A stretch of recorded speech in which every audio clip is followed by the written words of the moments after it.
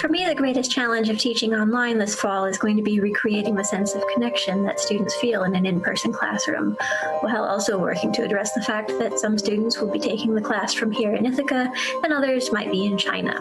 Boston University wants me to take the risk, or the gamble really, that my students will be as rigorous about adhering to safe practices around coronavirus as I have been for the last 120 days. As much as I love my students, I'm unpersuaded that that is going to happen. But if there's one thing that this pandemic has demonstrated to us, it's that we are all vulnerable. We're all vulnerable because human health is not siloed. Human health is interdependent.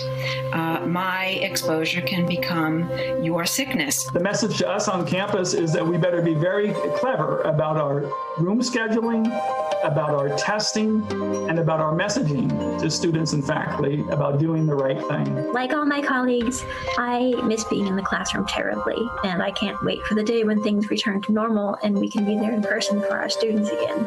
But for now, health and safety have to come first, and I'm very lucky to be at an institution that respects those needs. I love the experience of being able to discuss matters face-to-face with all of my students.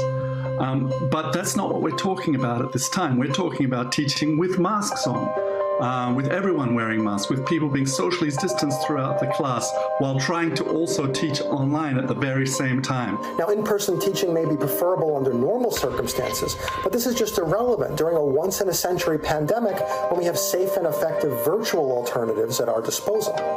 Neither pedagogy nor financial considerations are going to justify this carnage on campus and the suffering that's going to be inflicted on surrounding communities, including and especially communities of color.